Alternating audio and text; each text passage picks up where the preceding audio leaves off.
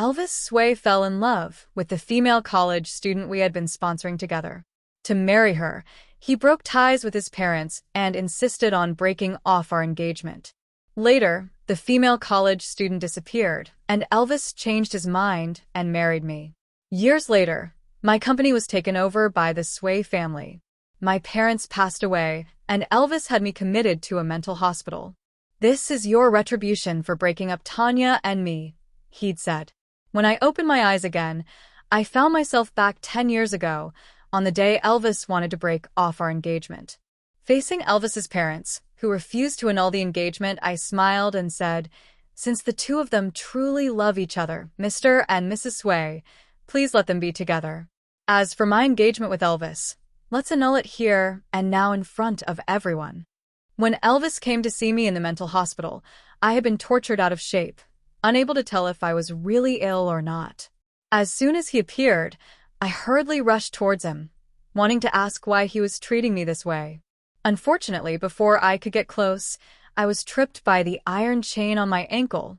My head hit the floor right by Elvis's feet, making me look extremely pathetic. The doctor who came in with Elvis explained, "Miss Jones is severely ill and always tries to escape, so we had to chain her." While speaking, he carefully observed Elvis's expression, afraid of offending this man who now stood at the pinnacle of North City. But Elvis acted as if he hadn't heard him, maintaining the same expression he had when he entered, looking down at me condescendingly. After a long while, I heard him speak. "Sarah Jones, living a life worse than death isn't pleasant, is it?" "Why?" I raised my head and asked him. With just a glance from Elvis, everyone else tactfully left the room. Once it was just the two of us, he slowly squatted down in front of me. With a cruel smile on his lips, he said, "This is your retribution for breaking up Tanya and me." Tanya? I thought for a long time before recalling a vague figure. So, he had never forgotten Tanya Kieran all these years. "Back then, you forced Tanya away and made me marry you, Sarah. You never thought you'd end up like this, did you?" Elvis's hard-soled shoe pressed down on my hand, grinding it. I winced in pain. Back then, Tanya Kieran clearly left after taking money from Mrs. Sway, so how did it become my fault for driving her away? Moreover, later on, it was Elvis and his parents who came to my home to ask for the marriage. It was clearly you and your parents who begged me to marry you. When did I ever force you? I didn't know which word in my sentence angered him, but Elvis suddenly reached out and strangled my neck. "If I didn't marry you, would your dad have helped the Sway family through the crisis? If this isn't forcing, what is?" My father's wholehearted assistance turned into coercion in his eyes. "So you maliciously took over my father's company, causing my family to be ruined?" I looked at Elvis in disbelief. After Tanya left, Elvis knelt in front of me and admitted his mistake, begging for my forgiveness for his momentary lapse in judgment. I thought he had truly repented, so I remembered our childhood friendship, forgave him, and agreed to marry him. Today is Tanya's death anniversary. Elvis's hand around my neck suddenly tightened. Was Tanya already dead? "Sarah Jones, go and atone for your sins to her." Under Elvis's orders, they had been forcibly medicating me for some time. Even now, no matter how unwilling I was, I couldn't muster any strength to resist. If only I could go back 10 years, I thought, as I lost consciousness. The moment I saw his confrontation with Tanya, I realized that I had been reborn. In my previous life, he did the same thing at Mr. Sway's birthday banquet. Without caring about anyone's face, he directly brought Tanya in front of me. "Sarah Jones, Tanya and I are truly in love, so I want to break off my engagement with you," he'd said. I hadn't recovered from the shock of my rebirth and could only stare blankly at Elvis Sway's determined face. It was Mrs. Sway, standing next to me, who pulled me back. She frowned and stood between me and Elvis, speaking sternly. "Today is your father's birthday banquet. What nonsense are you causing in front of so many guests?" "I want to break off my engagement with Sarah." The large banquet hall suddenly became silent, and everyone was staring at Elvis. Everything was exactly the same as in my previous life. My parents gave the Sway family one last bit of dignity by not causing a scene and instead asked Elvis, "Elvis, do you know what you're saying?" Elvis turned to look at Tanya, who was cowering beside him, and said solemnly, "Mr. Jones, I don't love Sarah. I want to break off my engagement with her." As soon as he finished speaking, Mr. Sway rushed over and slapped Elvis across the face. "You ungrateful brat. If you keep talking nonsense, I'll beat you to death right here." No one dared to intervene. Seeing that Mr. Sway was about to strike again, my father stopped him. "Mr. Sway," my father glanced at me and continued, "since your son is unwilling, let's forget about it. A forced melon is not sweet, and our Sarah is not unmarriageable. This engagement. In my previous life, my parents were not satisfied with this marriage. It was only because my grandfather had arranged it and they thought I liked Elvis that they didn't say anything. Now, with the Sway family publicly proposing to break off the engagement, they were naturally more than willing. But Elvis's parents disagreed. This is a marriage arranged by our parents. Elvis's nonsense cannot be taken seriously." Mrs. Sway knew that my parents had always looked down on Elvis, so she turned to persuade me. "Sarah, you and Elvis have been together for so many years. You can't just end it like this. Don't worry, leave this matter to me. I will definitely give you an explanation." Indeed, in my previous life, it was Mrs. Sway who stepped in, using threats and bribes, and eventually gave Tanya $1,000,000 to make her leave Y City. But years later, Elvis blamed me and my parents for not being able to be with Tanya. Thinking of the resentment from my previous life, I lowered my eyes and brushed off Mrs. Sway's hand. "Mrs. Sway, since Elvis says they are truly in love, you should let them be together." As for my engagement with Elvis, I glanced at the surprised Elvis and said firmly, "As for my engagement with Elvis, let's break it off in front of everyone today." The voice was not loud, but everyone present heard it clearly. Mrs. Sway wanted to persuade me, but my mother stopped her. "Since your son wants to break off the engagement and our Sarah agrees, then it's settled." After saying that, they took me away. On the way, my parents said many comforting words to me. Looking at my parents, whom I hadn't seen for a long time, my nose tingled, and I couldn't help but cry. My father, just like when I was a child, held me in his arms. "Don't cry, don't cry. Our Sarah should always be happy. It's just a man. Dad will find you a better one in the future." They all thought I was sad because of Elvis. Only I knew that I was grateful that heaven favored me and gave me a chance to be reborn, allowing me to see my parents again. As soon as we got home, my father mysteriously went into the study. Passing by the study, I heard him talking on the phone, seemingly mentioning me. Even though I was reborn, I still had the same nightmares from my previous life. Early in the morning, I woke up from a nightmare. When I came out of my bedroom, I heard the doorbell ringing. Opening the door, a familiar yet strange man stood outside.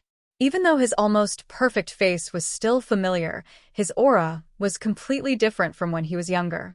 "Uncle Garrett?" I said in surprise.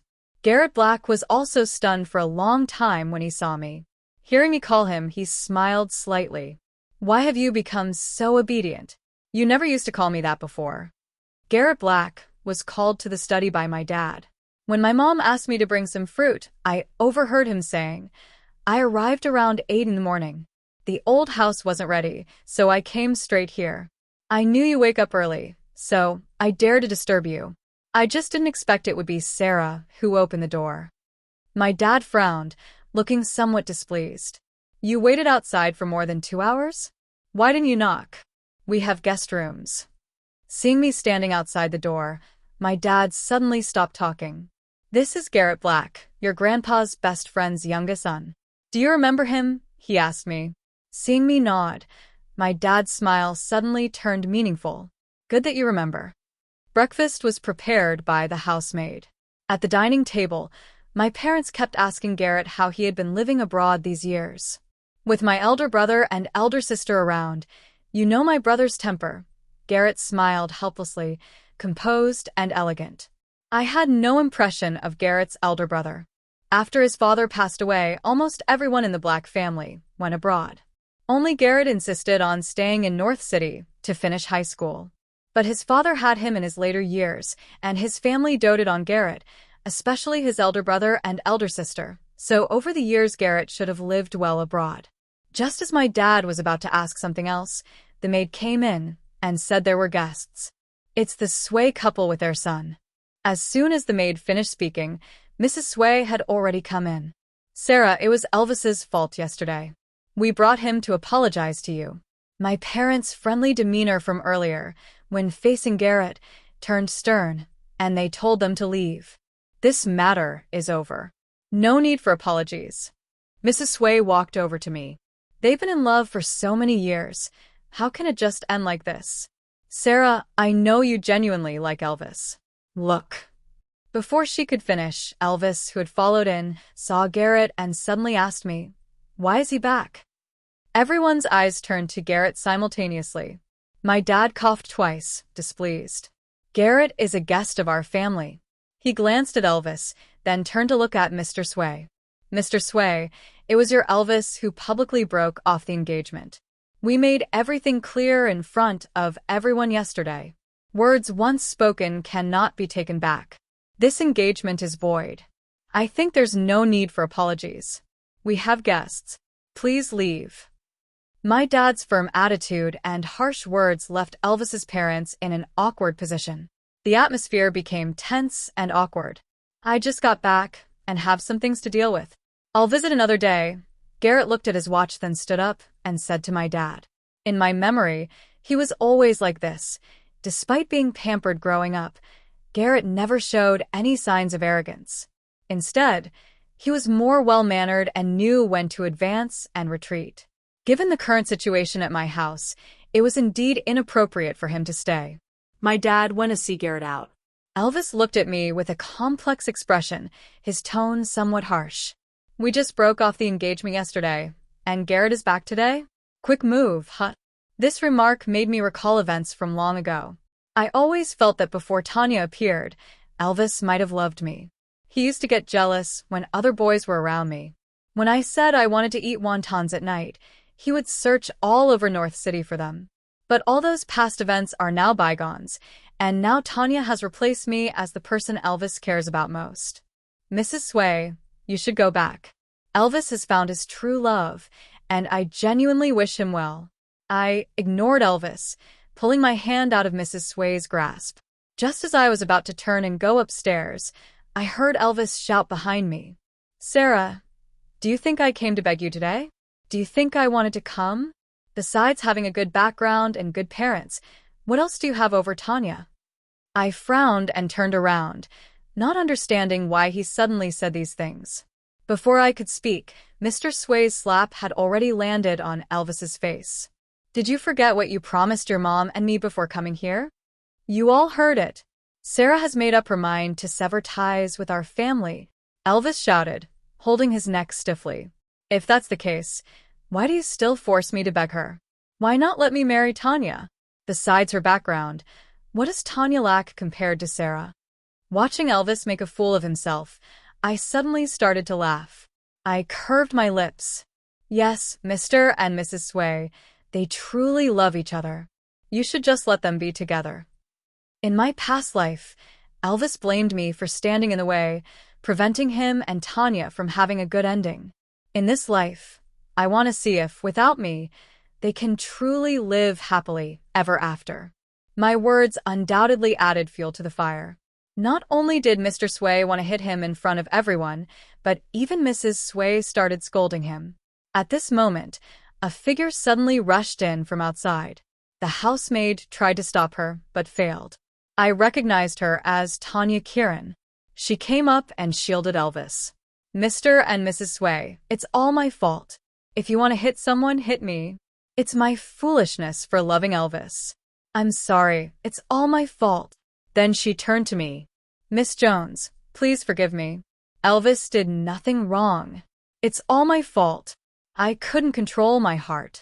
I coldly watched Tanya pretending to be pitiful in front of me, saying nothing. This farce became more and more ridiculous, and my mom couldn't stand it any longer. She directly called the security from the community to come and expel them. The affair between Elvis and me had become the talk of North City. There were plenty of people gossiping behind our backs. Even at a press conference, the way people looked at me was different. It wasn't until Elvis showed up at the press conference with Tanya that the attention shifted slightly. Out of the corner of my eye, I saw staff leading the two of them towards me. I glanced up at the seating arrangement made by the organizers.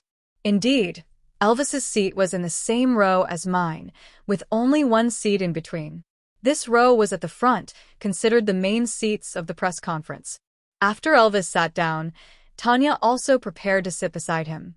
I raised an eyebrow and smiled, saying nothing.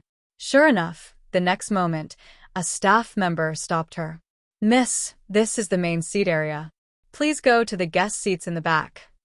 The staff member's voice wasn't loud, but it was enough for those of us sitting nearby to hear. When Elvis and Tanya came over, everyone's eyes were already on them. Now, with this happening, people were even more interested in watching the drama unfold. Tanya stood awkwardly, feeling at a loss under everyone's gaze, quickly explaining for herself. "I came with Elvis." The staff member politely said, "Mr. Sway didn't inform us in advance that he would bring someone over. All the seats in this row are taken. Please go to the back and find a seat." Tanya still didn't move, clutching the hem of her dress and looking at Elvis. In the dim light, you could still see the sparkle at the corners of Tanya's eyes, not sure if it was decoration or tears from being scared. Elvis stood beside her, comforting her in a low voice, seemingly asking her to sit at the back first. It's my first time at such an occasion. I'm scared without you by my side." Tanya glanced at me, her voice trembling as she spoke. "Then sit here." Elvis had already softened, pulling Tanya to sit down. The staff member spoke again. "Mr. Sway, this seat is already taken. Please don't make things difficult for us." The people around started whispering. What's this woman thinking? Doesn't she know her place? Trying to take the main seat? Not even married yet, and she already thinks she's Mrs. Sway. I could hear these comments, and so could Elvis and Tanya.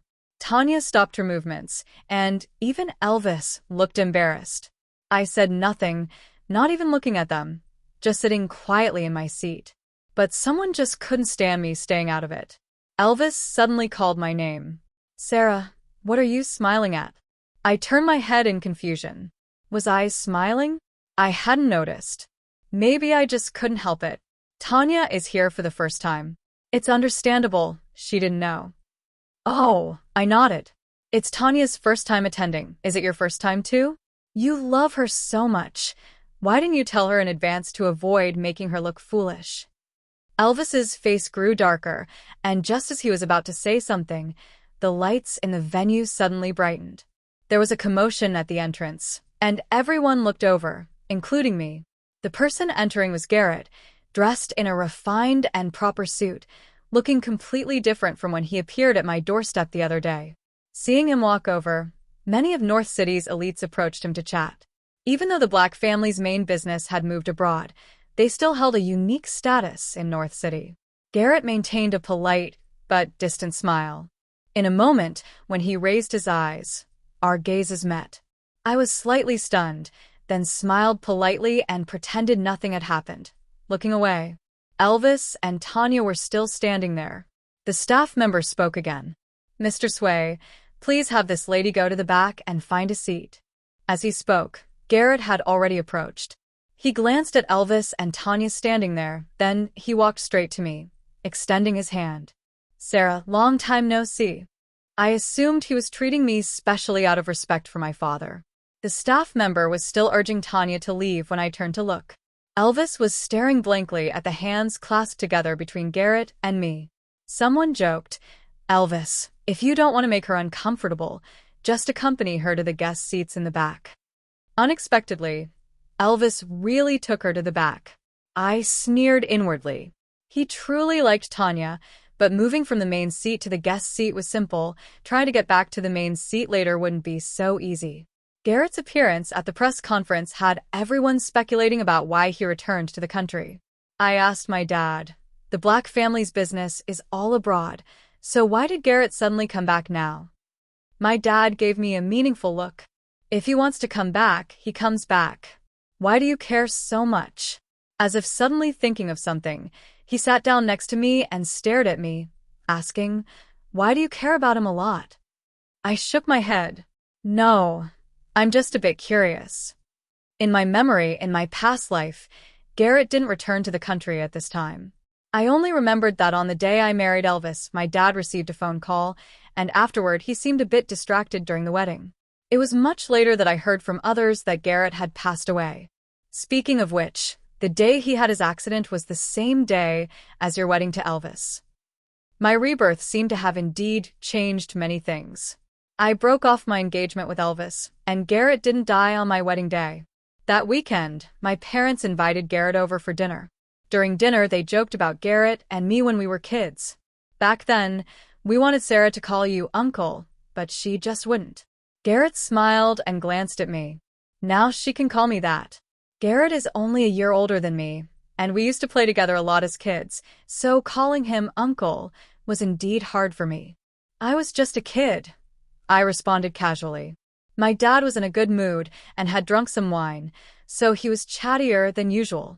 When you were little, you were all about looks. You thought Garrett was good-looking and stuck to him every day, even saying you wanted to marry him. Everyone laughed at that. Garrett pressed his lips together, his eyes full of amusement. A blush spread across my face, reaching my earlobes. I wasn't embarrassed by my dad's words. Instead, I silently praised my younger self for having good taste. Garrett is indeed very handsome, both as a child and now. After dinner, my parents asked me to see Garrett off. But on the way, we ran into Elvis and Tanya. Elvis lived in the same neighborhood as us, and they were standing outside the Sway family's villa, looking like they had just come out. I heard Tanya sobbing softly.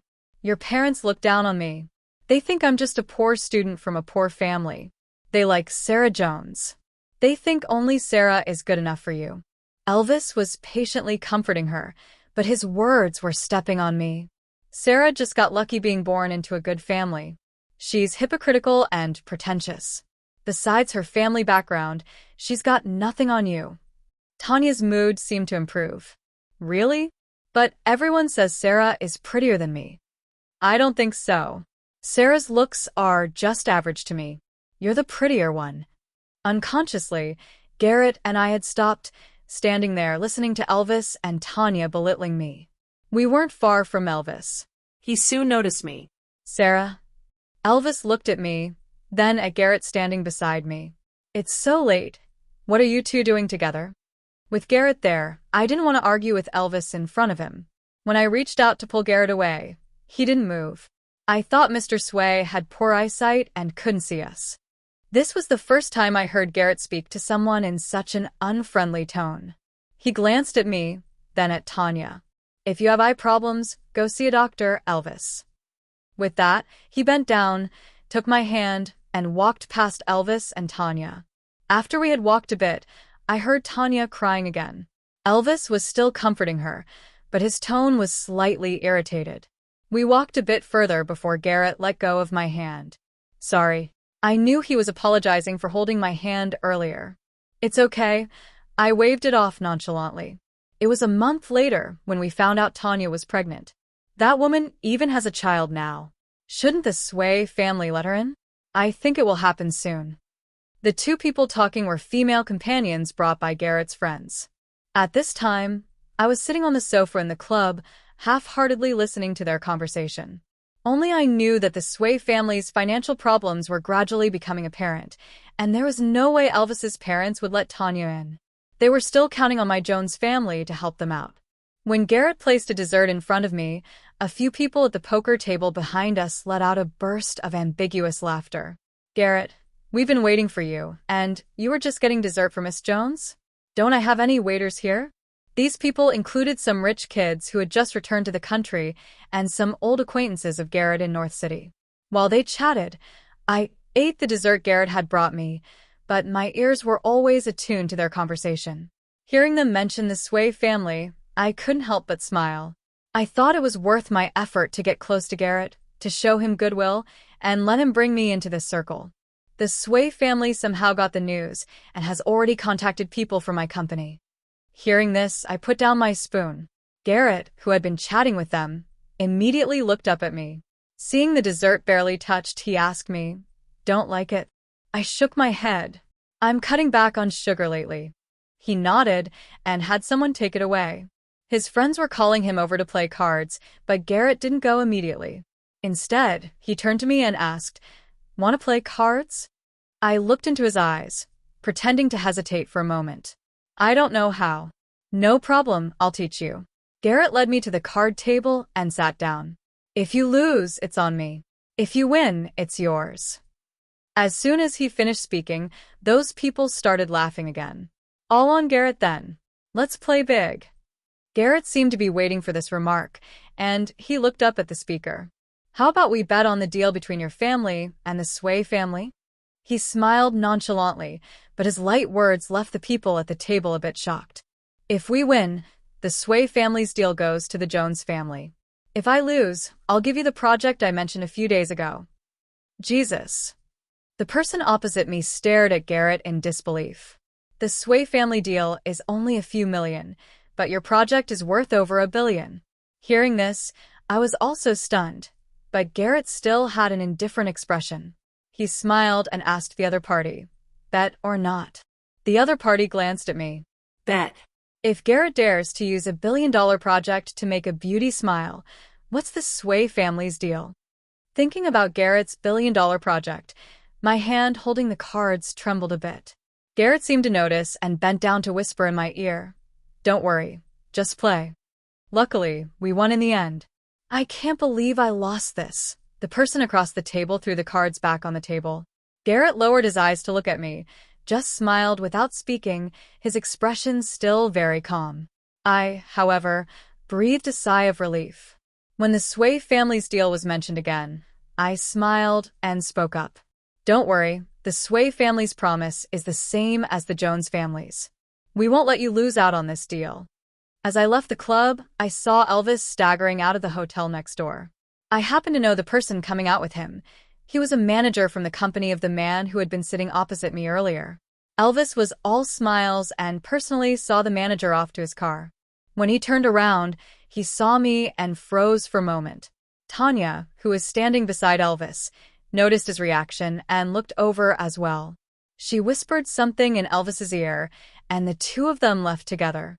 "The Sway family is bound to be ruined by Elvis Sway," someone scoffed.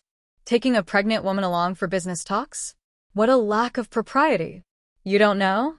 Nowadays, that young master of the Sway family takes that woman with him everywhere." After they left, I heard the people sneer. The next morning, on my way to the company, I received a call from Elvis. "Sarah, did you do it on purpose?" I curved my lips into a smile. "Isn't this how business works?" This was the exact phrase Elvis had said to me in my past life when he maliciously took over my company. Now I was giving it back to him word for word. "You're targeting me and the Sway family just because I broke off our engagement? I'm really glad I broke off the engagement with you back then. The thought of spending my life with someone like you makes me sick." Elvis said, his tone a bit frantic. "Is that so?" I retorted with a cold laugh. "Given the current situation of the Sway family, do I even need to target you, Elvis? Do you think a single business deal can revive the Sway family? You're too naive. I suggest you go home and find out the real situation of the Sway family first." What a joke. If a single business deal could save the Sway family, then in my past life, Elvis's parents wouldn't have desperately forced him to marry me. I think after Tanya disappeared in my past life, Elvis compromised and came to beg for my forgiveness, probably because he had realized the situation of the Sway family. Elvis's parents only confessed the situation of the Sway family after our marriage, and in the end, my father, for my sake, exhausted everything to barely save the Sway family from the brink of bankruptcy.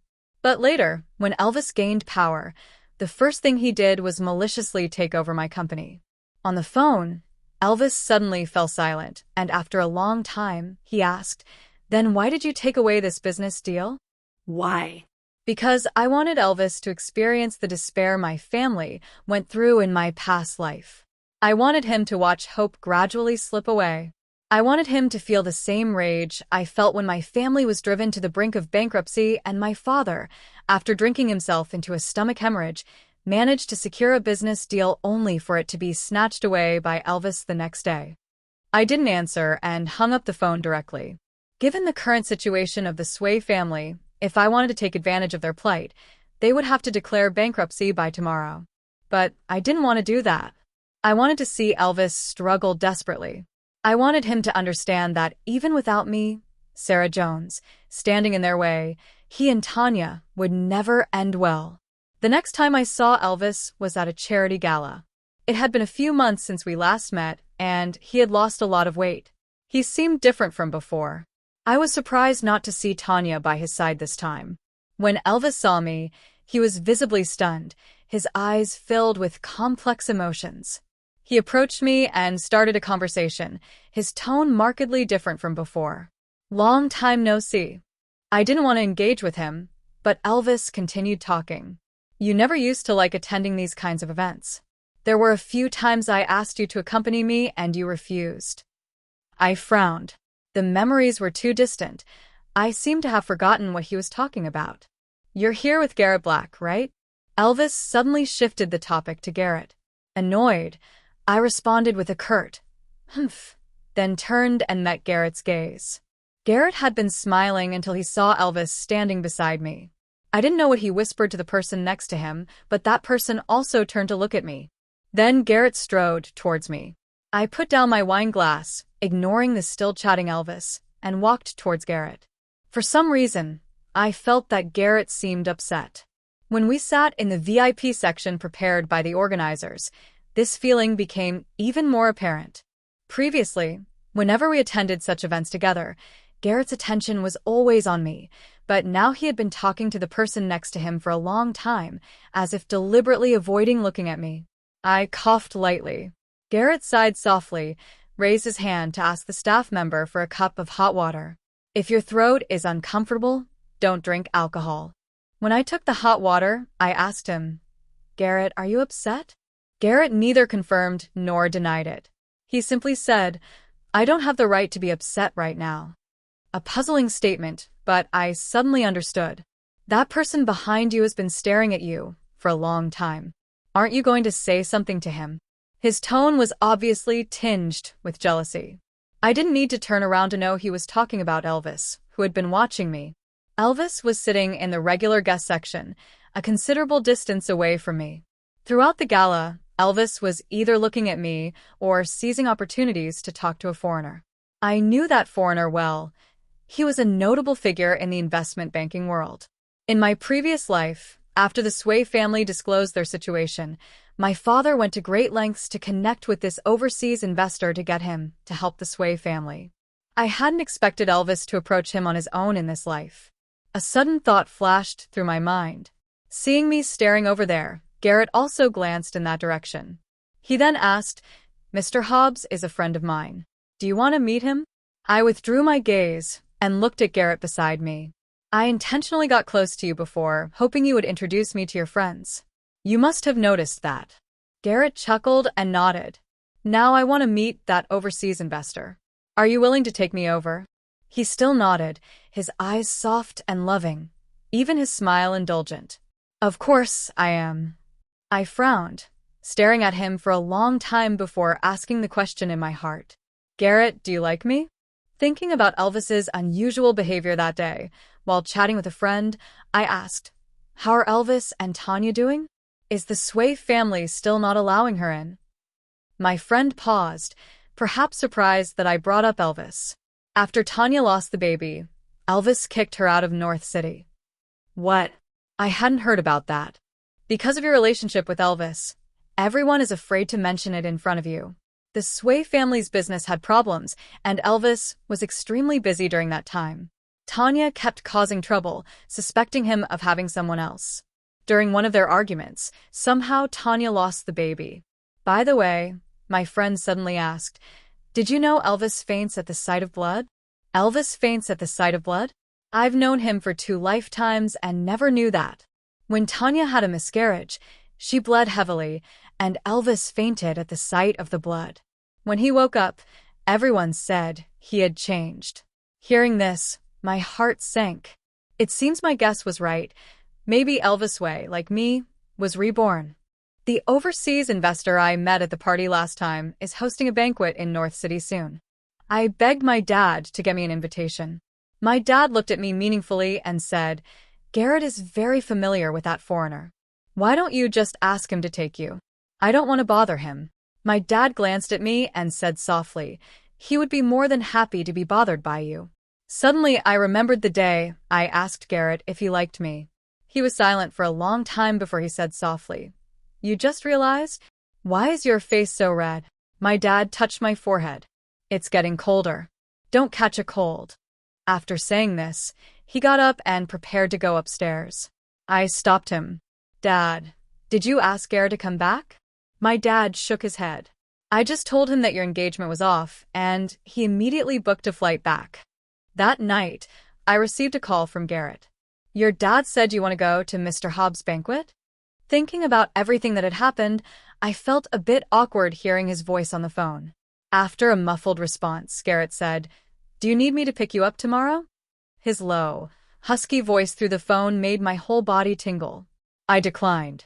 "No, I can go by myself." After a moment of silence, just as I was about to hang up, I suddenly heard Garrett call my name. "Sarah." The way he said this word always sent a shiver down my spine. "You said you would consider me. Have you thought about it?" I felt like a cat whose tail had been stepped on, and hurriedly hung up the phone. At that time, I just said that to brush him off, but Garrett took it seriously. While waiting outside for Garrett, I ran into Elvis. I turned my head, pretending not to see him, but Elvis approached me without hesitation. "Sarah, you've come back too, haven't you?" Even though I had already guessed it, hearing him say it still felt unbelievable. Elvis's smile was a bit dim. He said, "You hate me, don't you?" Without waiting for my response, he continued talking. "I'm sorry. I misunderstood you in our last life. After you died, I found out that Tanya took money from my mom to leave. From the beginning, she only approached me for money." "Sarah," Elvis looked at me with deep affection. "I'm sorry. Can you forgive me one more time? Let's start over in this life. Be my wife again, and give me a chance to make it up to you." I stared at Elvis's hypocritical face and said calmly, "No. Why should I forgive you?" Elvis's face showed even more sadness. "After Tanya appeared in our last life, didn't you forgive me once, Sarah? Why not this time? You like me, don't you? You've always liked me." "So, what does my liking you mean? I deserve to be mistreated." Garrett's voice came from above my head. It wasn't until he draped a coat over my shoulders that I realized my body was trembling slightly from the sudden warmth. "Why are you waiting outside in such cold weather?" Garrett asked, ignoring Elvis and showing his concern for me. I smiled, looking up at him. "Didn't you have something to do today? Why did you still come?"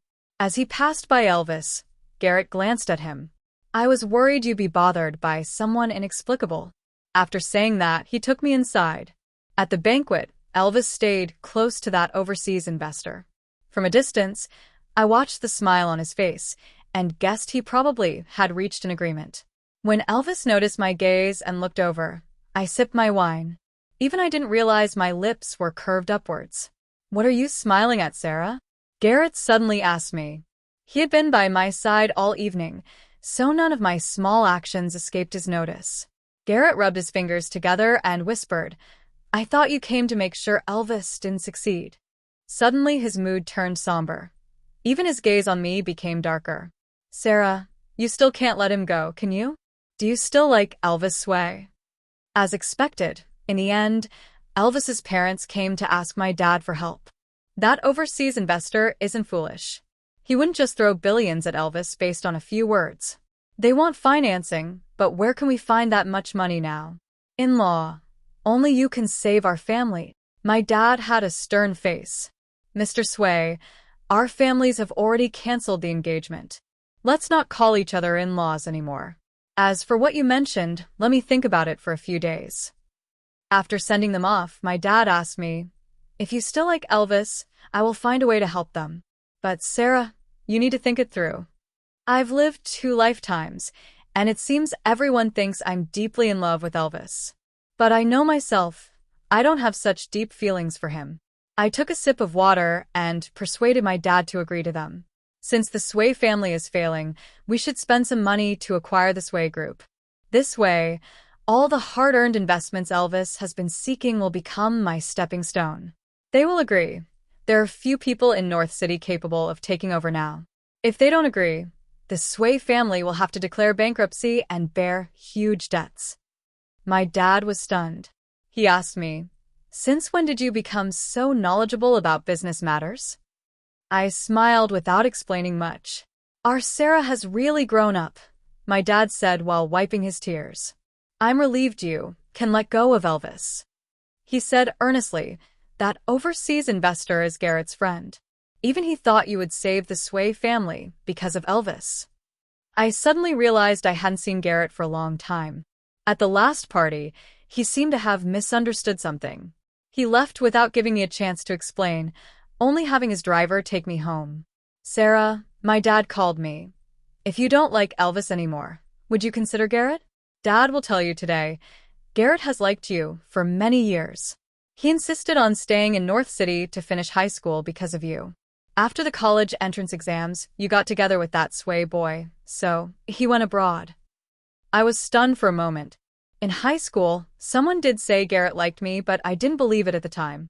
Not only because I had an engagement with Elvis, but also because I always thought someone as perfect as Garrett couldn't possibly like anyone.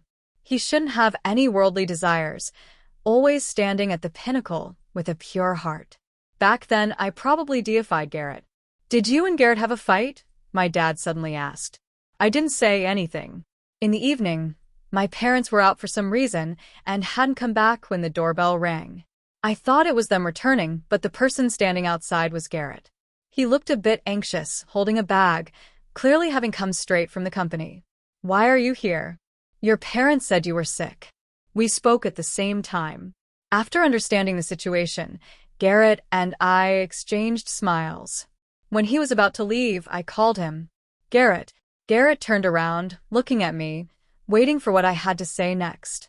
"That day, you asked me if I still liked Elvis." I paused.